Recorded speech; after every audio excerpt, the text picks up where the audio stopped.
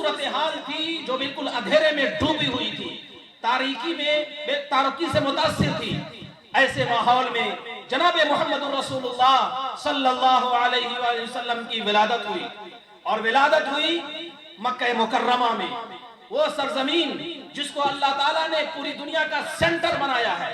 جس طرح جسم میں اللہ تعالیٰ نے ناف کو پورے جسم کا ایک آدھا حصہ بنایا ہے اور اسی سے جسم کو دو حصوں میں تقسیم کیا جاتا ہے، ایسے اللہ تعالیٰ نے جناب محمد رسول اللہ صلی اللہ علیہ وسلم کو مکہ مکرمہ میں بھیجا۔ ایک اشکال ہو سکتا تھا، ایک سوال ہو سکتا ہے کہ جناب محمد رسول اللہ صلی اللہ علیہ وسلم کو ہندوستان میں کیوں نہیں بھیجا گیا، یورپ میں کیوں نہیں بھیجا گیا، افریقہ میں کیوں نہیں بھیجا گیا، امریکہ میں کیوں نہیں بھیجا گیا، ایشیا میں کیوں نہیں بھیجا گیا، آسٹریلیا میں کیوں نہیں بھیجا گیا؟ تو اس کا جواب دیا ہمارے ہسٹورین نے، ہمارے مورخین نے، کہ وہ دنیا کا قلب تھا، قلب مکہ مکرمہ جس کو اللہ تعالیٰ نے بنایا تھا، اور دنیا کا سب سے پہلا گھر جو اس کائنات پر تعمیر ہوا تھا وہ خانہ کعبہ کی شکل میں وہی تھا۔ دنیا کے بت قدوں میں پہلا وہ گھر خدا کا، ہم اس کے پاسباں ہیں، وہ پاسباں ہمارا۔ اللہ تعالیٰ نے وہ گھر جو جس کی عمارتیں اور جس کی دیواریں بوسیدہ ہو گئی تھی اور منہدم ہو گئی تھی، لیکن اللہ تعالیٰ نے اس کو ہماری پاسبانی کا، حفاظت کا ذریعہ بنایا تھا، اور آج تک وہ اور قیامت تک وہ ہماری پاسبانی کرتا رہے گا۔ میرے بزرگوں، اللہ کے رسول صلی اللہ علیہ وسلم کو جزیرۃ العرب میں جو بھیجا گیا اس کی بنیادی وجہ یہ ہے کہ مکہ مکرمہ سینٹر میں ہے۔ دوسری وجہ اس کی یہ ہے کہ عرب جو قوم تھی وہ سادہ لوح تھی، مزاج کے لحاظ سے بہت فطرت کے قریب تھی۔ آپ روم کو لیجئے، ایران کو لیجئے، ہندوستان کو لیجئے، ان میں علوم و فنون کا، تہذیب و تمدن کا اور دوسری چیزوں کا غلبہ تھا۔ یہاں کی قوموں میں ایسی صفات تھی جو جلد زائل ہونے والی نہیں تھی، لیکن اللہ تعالیٰ نے عرب قوم کا انتخاب فرمایا جو سادہ لوح تھی، جن کے دل صاف تھے، تاکہ جو تعلیمات اللہ تعالیٰ کی طرف سے آئیں وہ صحیح طور پر اس کو ہضم کر لے، اس کو قبول کر لے اور اس سے متاثر ہو، اور پھر اس کا علم لے کر پوری دنیا میں اس کو عام کرنے والی ہو جائے۔ یہ وہ بنیادی وجہ ہے کہ اللہ تعالیٰ نے سب سے پہلے قرآن کا مخاطب، سب سے پہلے نبی کا مخاطب، سب سے پہلے رسول کا مخاطب اس عرب قوم کو بنایا جس کو اللہ تعالیٰ نے مکے کی سرزمین پر وجود بخشا تھا، اور پھر اس کی کرن دنیا کے مختلف حصوں میں عام ہوتی گئی۔ میرے بزرگوں، جناب محمد رسول اللہ صلی اللہ علیہ وسلم کی پیدائش ہوئی دوشنبے کے دن 571 میں۔ رسول اکرم صلی اللہ علیہ وسلم کی جب دنیا میں آمد ہوئی تو اس وقت بے شمار معجزات دنیا میں ظاہر ہوئے، ایسے ایسے معجزات ظاہر ہوئے کہ جن کو بیان کرتے ہوئے بھی انسان کا سینہ فخر سے بالکل بھر جاتا ہے، اور انسان کی زبان بالکل مسرت اور شادمانی سے لبریز ہو جاتی ہے کہ اللہ تعالیٰ نے اس ہستی کی آمد سے پوری دنیا کو منور کر دیا۔ کہا جاتا ہے کہ ایران کے اندر 1000 سال سے آگ تھی جو بجھی نہیں تھی، لیکن آپ صلی اللہ علیہ وسلم کی پیدائش ہوئی کہ وہ آگ بجھ گئی۔ 12 کندورے تھے جو ٹوٹے نہیں تھے، آپ صلی اللہ علیہ وسلم کی آمد سے وہ ٹوٹ گئے۔ آپ صلی اللہ علیہ وسلم کی پیدائش ہوئی اور جناب محمد رسول اللہ صلی اللہ علیہ وسلم کی ولادت ہوئی کہ بحیرہ ساوا خشک ہو گیا، اور بھی ایسے معجزات ظاہر ہوئے جس سے پتہ چلا کہ دنیا میں کوئی انقلاب آنے والا ہے، کوئی تبدیلی آنے والی ہے، کوئی ایک نیا نظام قائم ہونے والا ہے، کوئی ایک نیا سسٹم وجود میں آنے والا ہے۔ اور یاد رکھیے، جس کا کام بہت عظیم ہوتا ہے اس کا آغاز اور اس کی ابتدا بھی بہت اچھی ہوتی ہے، جس کا نتیجہ یہ ہوا کہ معجزات کا اور کرامتوں کا اور انوکھی باتوں کا اور خرق عادت چیزوں کا ظہور بالکل ابتدا سے ہونے لگا، اور جناب محمد رسول اللہ صلی اللہ علیہ وسلم کا مقبولیت کا اعلان بھی ہونے لگا۔ آپ صلی اللہ علیہ وسلم کو ابھی نبوت نہیں ملی ہے، رسالت نہیں ملی ہے، 40 سال کا عرصہ آپ نے مکہ مکرمہ میں گزارا۔ آپ صلی اللہ علیہ وسلم کے والد کا نام عبداللہ ہے، ولادت سے پہلے ان کی وفات ہو چکی ہے۔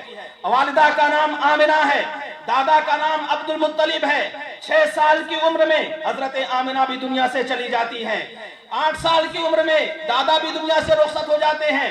اب کفالت کی ذمہ داری آئی ابو طالب پر جو ان کے چچا تھے، انہوں نے ان کی پرورش کی، انہوں نے ان کی پرداخت کی۔ یہ بات یاد رہے کہ یہ محمد صلی اللہ علیہ وسلم جو ہم نام لیتے ہیں، یہ نام ابو طالب نے رکھا۔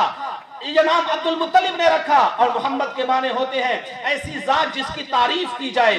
جب ولادت ہوئی تو خانہ کعبہ میں لے گئے اور دعا کی اور ان کا نام محمد رکھا۔ یہ بات بھی ذہن میں رہے کہ جناب محمد رسول اللہ صلی اللہ علیہ وسلم کے 5 نام ہیں، خود انہوں نے اپنی زبان سے فرمایا میں محمد ہوں، میں احمد ہوں، میں ماہی ہوں، میں عاقب ہوں، میں حاشر ہوں۔ اس کا مطلب یہ کہ نام مبارک ہے اور یہ مبارک نام رکھے جا سکتے ہیں۔ محمد کا مطلب تعریف کی ہوئی ذات، ایسی ذات جس کی تعریف کی جائے۔ احمد کا مطلب تعریف کرنے والا۔ ماہی کا مطلب ہوا باطل کو مٹانے والا، شرک کو مٹانے والا، کفر کو مٹانے والا، ظلمتوں کو مٹانے والا، تاریکیوں کو ختم کرنے والا، نور کو پھیلانے والا ماہی۔ اور نام ہے عاقب۔ عاقب مطلب سب سے بعد میں آنے والا۔ 1,24,000 انبیاء کرام آئے اور اخیر میں جناب محمد رسول اللہ صلی اللہ علیہ وسلم دنیا میں تشریف لائے تو آپ کا نام عاقب ہے، بعد میں آنے والے ہیں۔ اور نام بتایا گیا کہ آپ کا نام حاشر ہے۔ تمام انبیاء کرام آپ کے جھنڈے کے پیچھے ہوں گے اور آپ جھنڈے کی قیادت اور علم بردار ہوں گے، اس کو لے کر آگے جانے والے ہوں گے۔ لواء الحمد ہوگا جناب محمد رسول اللہ صلی اللہ علیہ وسلم کے ہاتھ میں۔ اور یہ بھی یاد رکھیے حدیث کے صاف الفاظ ہیں اول من ينشق عنه القبر يوم القیامہ، سب سے پہلے قبر جو کھلے گی وہ جناب محمد رسول اللہ صلی اللہ علیہ وسلم کی قبر کھلے گی اور وہ میدان حشر میں تشریف لے جائیں گے۔ پھر ان کے بعد سارے لوگ ان کے پیچھے ہوتے آئیں گے۔ جس طرح سے آپ کا نام احمد ہے، آپ کا نام محمد ہے، آپ کی یہ امت آپ کی شکل میں اور ہماری شکل میں اور قیامت تک آنے والے افراد کی شکل میں موجود ہے، وہ حمادون کے نام سے جانی جاتی ہے۔ یعنی یہ امت جو سامنے موجود ہے یہ اللہ کی تعریف کرنے والی ہے۔ حمد اللہ کی خاص صفت ہے۔ الحمدللہ رب العالمین الرحمن الرحیم مالک یوم الدین، تمام تعریفیں اللہ کے لیے ہیں جو سارے جہان کا پالا نہار ہے اور بہت مہربان اور نہایت رحم کرنے والا ہے اور قیامت کے دن کا مالک ہے۔ میرے بزرگوں، یہ نام جو رسول پاک علیہ السلام کے بتائے گئے، محمد کا نام پورے قرآن میں 4 جگہ استعمال ہوا ہے اسی نام کے ساتھ۔ آپ سورہ آل عمران پڑھیے وما محمد الا رسول قد خلت من قبلہ الرسل، محمد کا نام یہاں آیا۔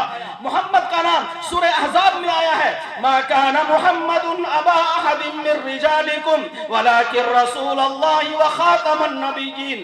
سورہ محمد پڑھیے، اس میں بھی محمد کا لفظ آیا ہے بما نزل علی محمد۔ اور سورہ فتح پڑھیے، اس میں بھی آیا ہے محمد کا نام محمد الرسول اللہ والذین معه اشداء علی الکفار رحماء بینہم۔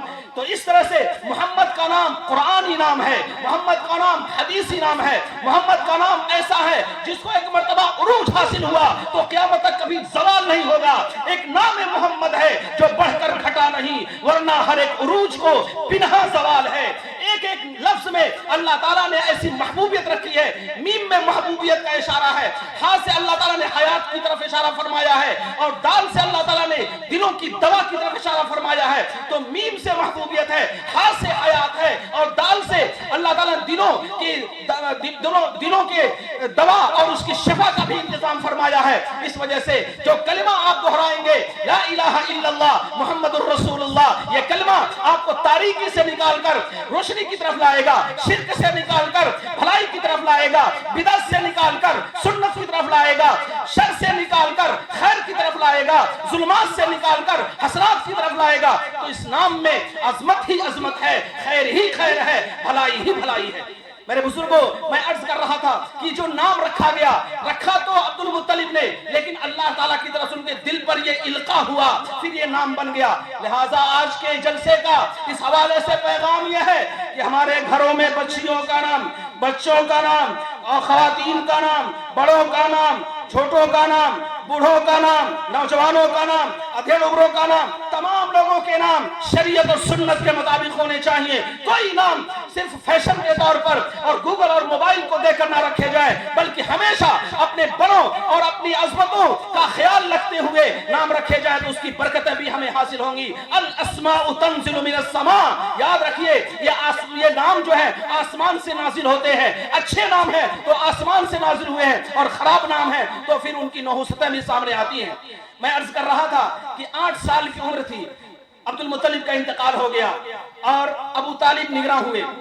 ابو طالب اس زمانے میں شام کے سفر پر جا رہے تھے اس زمانے میں لوگ دو سفر کرتے تھے، ایک یمن کا اور ایک شام کا. اسی کا تذکرہ اللہ تعالیٰ نے فرمایا ہے لِإِلَافِ قُرَيْشِ إِلَافِهِمْ رِحْلَةَ الشِّتَاءِ وَالصَّيْفِ. ایک جاڑے کا سفر ہوتا تھا اور ایک گرمی کا سفر ہوتا تھا.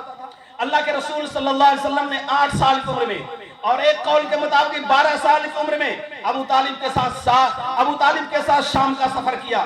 شام کا سفر آپ نے 2 بار کیا، یمن کا سفر آپ نے 2 بار کیا، بحرین کا سفر آپ نے 1 بار کیا. مکے سے شام کی جو مسافت ہے وہ 2300 کلومیٹر ہے، اور اگر مکے سے یمن کی جو مسافت ہے وہ 1000 سے زائد کلومیٹر ہے، اور مکے سے بحرین کی جو مسافت ہے وہ 1300 کلومیٹر ہے. اس کا مطلب یہ ہوا کہ نبوت سے پہلے اللہ تعالیٰ نے آپ کو ایسے مراحل سے گزارے کہ آپ کو امت کی قیادت کرنی ہے، لہذا تمام حالات سے واقف ہو گئے. ایک مرتبہ بحرین کا وقت آیا رسول پاک علیہ السلام کے پاس، تو آپ نے فرمایا میں بحرین جا چکا ہوں، وہاں کے گلیوں سے، وہاں کے کوچوں سے، وہاں کے گوشے گوشے سے اور کونے کونے سے واقف ہوں. مجھے اس سلسلے میں کوئی اجنبیت اور ناواقفیت کا احساس نہیں ہے. تو آپ نے اپنی زندگی میں 4 سفر کیے. ایک سفر تو ہی ابو طالب کے ساتھ کیا، دوسرا سفر آپ نے نبوت سے پہلے کی بات میں کر رہا ہوں، نبوت سے پہلے دوسرا سفر آپ نے کیا 24 سال کی عمر میں. حضرت خدیجہ کے غلام تھے میسرہ، ان کے خدیجہ کے مال کو لے کر میسرہ کے ساتھ آپ شام گئے اور وہاں آپ نے تجارت کی، وہاں آپ نے اس عمل میں اپنے بہتری کا مظاہرہ کیا، جس کا نتیجہ یہ ہوا کہ بہت اچھے انداز میں واپس آئے اور اتنی منفعت ہوئی، اتنا فائدہ ہوا کہ خدیجہ کے سامنے دونوں باتیں سامنے آئیں. میسرہ نے آ کر جناب محمد رسول اللہ صلی اللہ علیہ وسلم کے اخلاق کا، ان کی عادات کا، ان کے اتوار کا، ان کے شب و روز کا، ان کی چلت پھرت کا، ان کے اچھے نظام کا تذکرہ کیا. اس سے خدیجہ متاثر ہوئی. اور دوسرا معاملہ یہ تھا کہ مال تجارت میں خوب فائدہ ہوا تھا، اس سے خدیجہ متاثر ہوئی. چنانچہ 25 سال کی عمر میں حضرت خدیجہ سے آپ کا نکاح ہوا اور خطبہ ابو طالب نے پڑھا، پیغام حضرت حمزہ نے دیا. اس طرح سے 25 سال کی عمر میں ایک اہم کام جو زندگی کے حوالے سے تھا مکمل ہوا. یہ بات آپ کے ذہن میں رہنی چاہیے کہ یمن کا ایک شخص آیا تھا، مکہ مکرمہ میں وہ تجارت کر رہا تھا، کپڑے بیچ رہا تھا. مکے میں ایک شخص تھا، اس کا نام تھا عاص بن وائل. اس نے کپڑے خریدے اور اس شخص کو پیسے نہیں دیے. وہ بیچارہ در در کی ٹھوکر کھاتا ہوا مارا مارا پھر رہا تھا اور وہ کہہ رہا تھا کہ اے کاش میری کوئی مدد کرتا. ایسے موقع پر 3 افراد تیار ہوئے، فضل ابن حارث، فضل ابن وداع، فضل ابن فضالہ. یہ تینوں اشخاص جمع ہوئے عبداللہ ابن جدعان کے گھر میں، اور جناب محمد رسول اللہ بھی اس مجلس میں شریک تھے. اور یہ طے کیا گیا کہ مکے کی سرزمین پر کسی ظلم کو، کسی ستم کو، کسی پریشانی کو انگیز نہیں کیا جائے گا، اور جو بھی ایسا کرے گا اس کی کلائی موڑ دی جائے گی، اس کے ہاتھ کو زیر کر دیا جائے گا. یہ وہ ایسا معاہدہ تھا جس کو حلف الفضول کے نام سے جانتے ہیں، کیونکہ فضل کے نام سے 3 افراد اس میں شریک ہوئے تھے. اس وجہ سے آپ صلی اللہ علیہ وسلم کی موجودگی میں اس کا نام حلف الفضول رکھا گیا. جناب محمد رسول اللہ صلی اللہ علیہ وسلم کی عمر 35 سال کی ہوئی تو اس موقع پر حجر اسود کے رکھنے کا مسئلہ پیش آیا. ہر قبیلہ یہ چاہتا تھا کہ وہ حجر اسود کو اپنے ہاتھ سے رکھے. قریب تھا کہ خون بہیں اور خون کی ددیاں بہیں، لوگوں کا قتل عام ہو جائے. لیکن یہ طے ہوا کہ کل صبح جو خانہ کعبہ میں آئے گا اور وہ جو فیصلہ کرے گا وہ ہم اس پر راضی ہوں گے. چنانچہ دیکھا گیا تو جناب محمد رسول اللہ صلی اللہ علیہ وسلم سب سے پہلے تشریف لائے اور آپ نے فیصلہ کیا، اور ایسی حکمت کے ساتھ، اعلیٰ دماغی کے ساتھ، بصیرت کے ساتھ، معاملہ فہمی کے ساتھ آپ نے فیصلہ کیا کہ ہر قبیلہ راضی ہوا. آپ نے ایک چادر منگائی، اپنے ہاتھ سے اس میں حجر اسود کو رکھا، پھر ہر قبیلے کے ایک سردار کو بلایا کہ اس کے کونے کو پکڑ لیں، پھر اس جگہ پر لے گئے جہاں حجر اسود کو رکھنا تھا. اس طرح سے آپ نے اس معاملے کو آسانی سے حل فرمایا. اس میں پیغام ہے مسلمانوں تمام کے لیے، اختلاف ہوتے ہیں معاشرے میں، ہوتے رہیں گے. اختلاف یہ فطرت ہے، اور مخالفت ہونا یہ جہالت ہے، یہ نادانی ہے، یہ بیوقوفی ہے. اختلاف ہو تو اس کو ناخن تدبیر سے اور اچھے انداز میں اس کو حل کرنا چاہیے، نہ کہ انسان اناد اور دشمنی کر کے معاملے کو اور کشیدہ بنا دے اور خطرات کو مول لے لے. یہ تو واقعات ہیں جو نبوت سے پہلے کے ہیں. 3 واقعات نبوت کے بعد جو 13 سالہ مکی زندگی ہے اس کے میں ذکر کرتا ہوں اختصار کے ساتھ. رسول پاک علیہ السلام نے مکہ مکرمہ میں 40 سال مکمل کیے. 41واں سال تھا. اسی درمیان آپ کی طبیعت میں دنیا سے بے رغبتی اور آخرت کی طرف पूरी तवज्जो का जज्बा पैदा हो गया था। चुनांचे आप गारे हिरा में जाते थे, और जब गारे हिरा में जाते थे तो दाएं तरफ से बाएं तरफ से आता था अस्सलामु अलैका या रसूल अल्लाह, अस्सलामु अलैका या हबीब अल्लाह, इस तरह के अल्फाज आते थे। और आगे पीछे देख रहे हैं तो कहीं कोई नजर नहीं आता, पता चला कि दरख्त हैं, पत्थर हैं जो आपको सलाम कर रहे हैं और आपके मकाम मर्तबे से वो वाकिफ हैं। चुनांचे एक रात 17 रमजान की रात थी, आप सल्लल्लाहु अलैहि वसल्लम की उम्र 41 साल थी कि जिब्रील अमीन आए, और जिब्रील अमीन आए और उन्होंने कहा इक़रा, पढ़िए। आप सल्लल्लाहु अलैहि वसल्लम ने कहा मा अना बिकारी, मैं पढ़ा हुआ नहीं हूँ। फिर उन्होंने दबोचा आपको, और फिर कहा छोड़ा, और फिर कहा पढ़िए। इस तरह से 3 बार उन्होंने अमल किया। फिर कुरान करीम की आयत है इक़रा बिस्मि रब्बिकल लज़ी खलक़ खलक़ल इंसान मिन अलक़ इक़रा व रब्बुकल अकरम अल्लज़ी अल्लम बिल कलम अल्लमल इंसान मा लम यअलम। ये आयतें थी जो जनाब मोहम्मद रसूलुल्लाह सल्लल्लाहु अलैहि वसल्लम पर पहली बार उतर रही हैं, और जिब्रील अमीन इन आयतों को आप सल्लल्लाहु अलैहि वसल्लम को पढ़ा रहे हैं। फिर आप सल्लल्लाहु अलैहि वसल्लम की हालत ऐसी थी कि पहली मर्तबा आपने कलाम इलाही को उठाया और बिल्कुल तबीयत दिगरगू थी, तबीयत बहुत मुस्तहिल थी। आए हजरत खदीजा के पास, सारा तज़किरा किया, वो भी एक तजर्बाकार खातून थी, मामला फहम खातून थी। उन्होंने वरक़ा इब्न नौफल के पास इस मामले को ले जाना चाहा।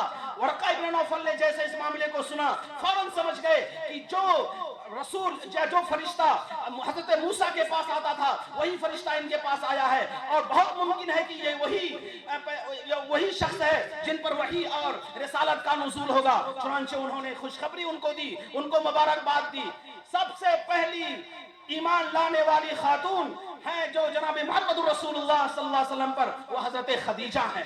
हज़रत खदीजा वो मुबारक खातून हैं जिन्होंने जनाब मोहम्मद रसूलुल्लाह सल्लल्लाहु अलैहि वसल्लम के साथ एक लंबा वक्फा भी गुजारा और सबसे पहले ईमान लाने वाली हैं। उसके बाद बहुत से लोग, जिनमें हजरत अली थे, ज़ैद इब्न हारिसा थे, हजरत अबू बकर थे, और फिर उसके बाद उस्मान इब्न अफ़्फ़ान हैं, और हजरत यासिर हैं, हजरत अम्मार हैं, हजरत बिलाल हैं, और हजरत खब्बाब हैं, हजरत फातिमा बिनते खत्ताब हैं। दीगर अफराद और खवातीन आप सल्लल्लाहु अलैहि वसल्लम पर ईमान लाती रही। ये पहला वाक़या है जो मक्की दौर का है। दूसरा वाक़या, आप सल्लल्लाहु अलैहि वसल्लम की उम्र 45 साल की हुई। उस मौके पर बेपनाह जुल्म सितम के पहाड़ तोड़े जा रहे थे ईमान लाने वालों पर। खास तौर से आपने सुना होगा हजरत बिलाल का कि उनको गर्म रेत पर लिटाया जाता था। सुना होगा हजरत खब्बाब को कि कोयला जलाकर या पत्थर गर्म करके उनको घसीटा जाता था। ऐसे माहौल में अल्लाह के रसूल सल्लल्लाहु अलैहि वसल्लम ने इजाजत दी कि कुछ लोग अगर हबशा की तरफ हिजरत करना चाहें तो हिजरत कर सकते हैं, क्योंकि वहां का बादशाह ऐसा है जो बहुत नरम दिल है। चुनांचे पहला काफिला गया हबशा की हिजरत करने वालों का, फिर उसके बाद काफिला गया हिजरत करने वालों का जिनमें जाफर तैयार थे, और जाफर तैयार ने वहां जाकर जो ईमान और इस्लाम की तर्जमानी की और जो खुतबा दिया नज्जाशी के सामने, उससे जबरदस्त इस्लाम की तौहीद और इस्लाम की हक्कानियत और उसकी सदाकत का एहसास होता है। उसके बाद एक और वाकया है मक्की जिंदगी का जो बहुत इंपॉर्टेंट है और बहुत अहम है, और वो वाकया ये पैगाम देता है कि अगर सारे लोग कट जाएं ईमान और इस्लाम की खातिर तो हमें उसकी परवाह नहीं करना है। जान जाए लेकिन ईमान न जाए, चाहे तन मन जल जाए सोज़े दरू पर आंच न आए, ये हमारा नारा होना चाहिए। शेब अबी तालिब का, रसूल पाक सल्लल्लाहु अलैहि वसल्लम की उम्र 47 साल की हुई। 47 साल के अंदर मक्के वालों ने यह तय किया कि बनु हाशिम का बिल्कुल बाइकाट किया जाए, बनु मुत्तलिब का बाइकाट किया जाए। जैसे आजकल गजा में सारे तरफ से खुराक बंद कर दी गई है, गजा नहीं पहुंच पा रही, सारा बाइकाट का एक मंजर है। उससे भी ज्यादा खतरनाक शेब अबी तालिब में हो चुका है और वो नमूना मौजूद है। चुनांचे 3 साल तक बाइकाट का यह निजाम रहा। उस वक्त बच्चे वहां भी बिलबिला रहे थे, परेशान थे। फिर उसके बाद अल्लाह के रसूल सल्लल्लाहु अलैहि वसल्लम की दुआओं के नतीजे में और अल्लाह रब्बुल इज्जत के गैबी फैसले के नतीजे में वो मुआहदा खत्म हुआ, और 10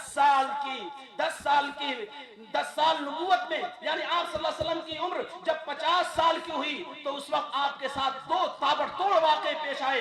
एक वाक़या वो था जो हजरत खदीजा के इंतकाल का था, और दूसरा वाक़या वो था जो अबू तालिब के इंतकाल का था। इन वाक़यात ने झिझोड़ कर रख दिया जनाब मोहम्मद रसूलुल्लाह सल्लल्लाहु अलैहि वसल्लम को। फिर आपने ताइफ का सफर किया, और ताइफ के सफर से तो और भी आप दिल बर्दाश्ता हुए कि मक्के वालों ने इस्लाम नहीं कबूल किया, तो सोचा कि ताइफ वाले इस्लाम कबूल कर लेंगे, लेकिन उन लोगों ने भी आपकी दावत पर तवज्जो नहीं दी।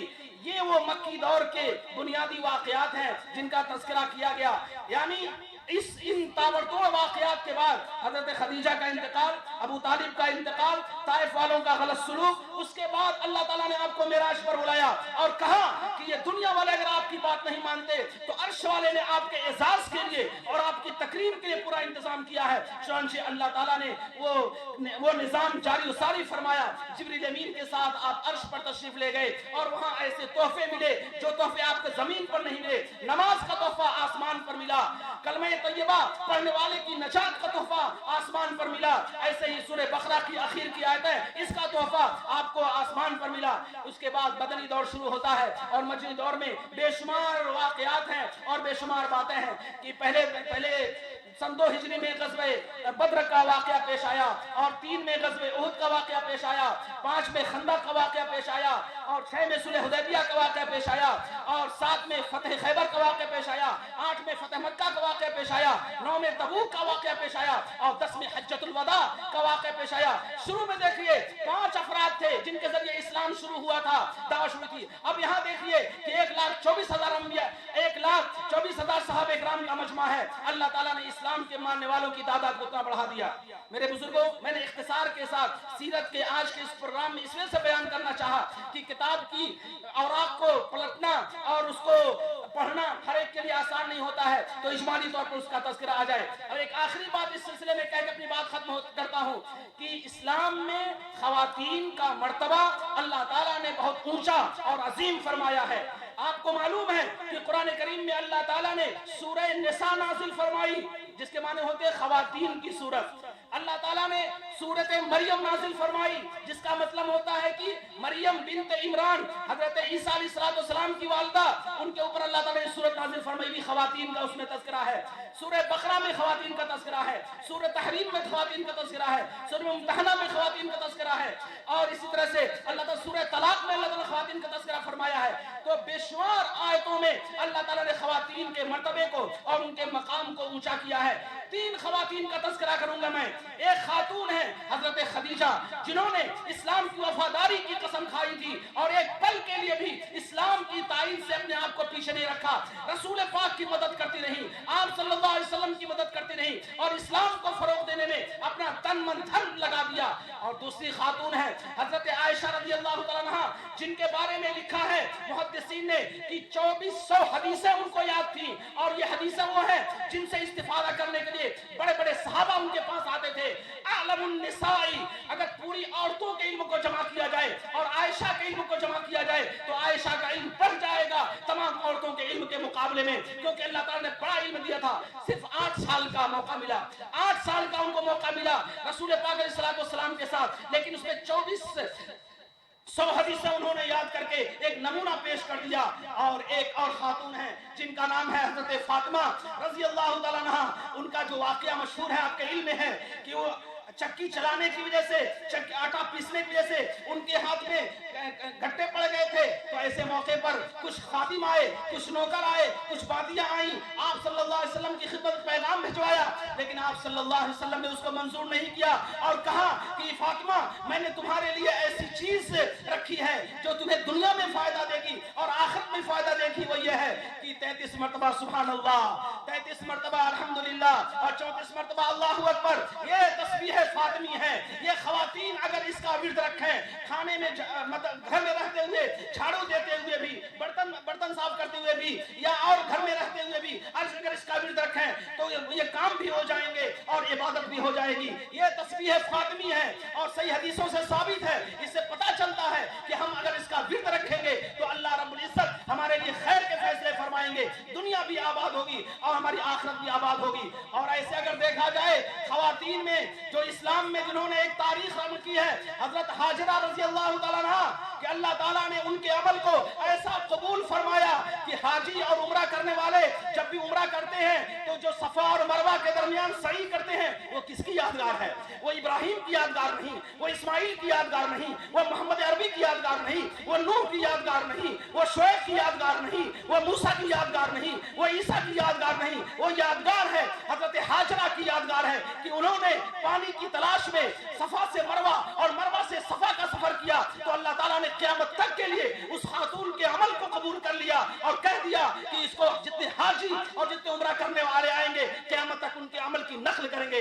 تو میرے بزرگوں، خواتین بھی اچھا عمل کریں تو اللہ تعالیٰ ان کے عمل کو لا زوال اور لا ثانی اور لا فانی بنایا کرتے ہیں، اور مرد بھی عمل کریں تو اللہ تعالیٰ ان کے عمل کو لا زوال اور لا فانی بناتے ہیں۔ قرآن کریم کی 2 آیتیں میں نے پڑھی تھی، ان کا ترجمہ کر کے اپنی بات ختم کرتا ہوں۔ اللہ تعالیٰ فرماتا ہے هو الذی بعث فی الأمیین رسولا منہم یتلو علیہم آیاتہ ویزکیہم ویعلمہم الکتاب والحکمہ وإن كانوا من قبل لفی ضلال مبین۔ وہی اللہ ہے جس نے امیوں میں انہی میں سے ایک رسول بھیجا جو ان پر قرآن کی آیتیں پڑھ کر سناتا ہے اور ان کی دل کی مجھائی کرتا ہے، صفائی کرتا ہے، اور ان کو کتاب کی اور سنت کی تعلیم دیتا ہے، اور اس سے پہلے وہ شدید گمراہی میں تھے، کھلی ہوئی گمراہی میں تھے۔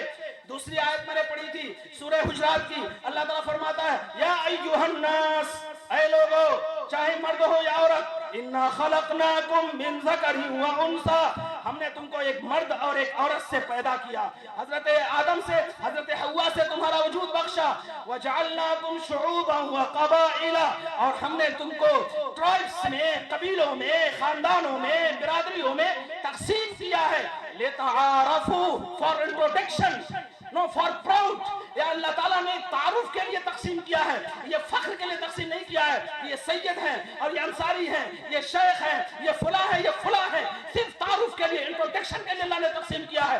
محمد عربی نے حجۃ الوداع کے اسٹیج سے یہ پیغام دیا تھا، لا فضل لعربی علی عجمی ولا لعجمی علی عربی ولا لاحمر علی اسود ولا لاسود علی احمر الا بالتقوی۔ آج کے اسٹیج سے اخیر میں یہ پیغام دیتا ہوں کہ اللہ کا تقوی ہوگا، خوف ہوگا تو وہی ہمارے لیے نجات کا ذریعہ ہے، اس کے علاوہ کوئی چیز ہمیں نجات نہیں دے سکتی ہے۔ ان اکرمکم عند اللہ اتقاکم، سب سے معزز شخص وہ ہے جو تقوی والا ہو۔ ان اللہ علیم خبیر، اللہ تعالیٰ بہت باخبر ہے اور بہت جاننے والے ہیں۔ وآخر دعوانا ان الحمد للہ رب العالمین۔